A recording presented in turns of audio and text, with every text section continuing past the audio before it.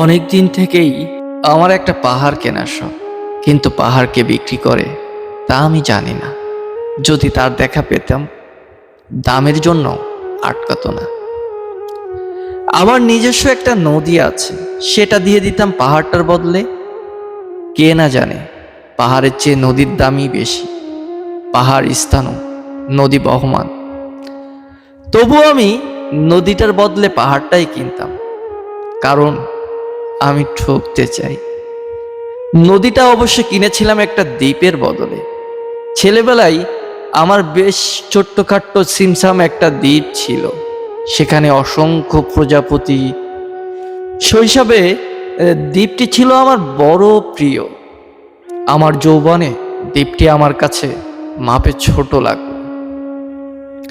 প্রবাহমান ছিপছিপে তিন্নি নদীটি বেশ পছন্দ হলো আমার। বন্ধুরা বলল, ওইটুকু একটা দ্বীপের বিনিময়ে এত বড় একটা নদী পেয়েছিস, খুব জিতেছিস তো মাইরি। তখন জয়ের আনন্দে আমি বিহ্বল হতাম। তখন সত্যি ভালোবাসতাম নদীটিকে।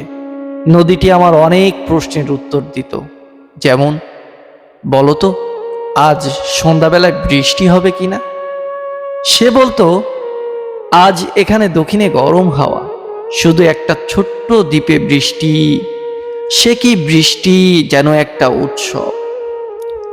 আমি সেই দ্বীপে আর যেতে পারি না। সে জানতো, সবাই জানে, শৈশবে আর ফেরা যায় না।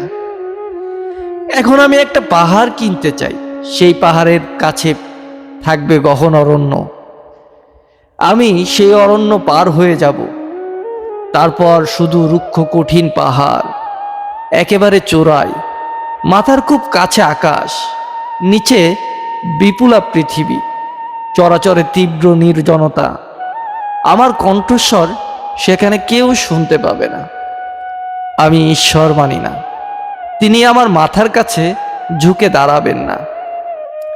আমি শুধু 10 দিক উদ্দেশ্য করে বলবো, প্রত্যেক মানুষই অহংকারী।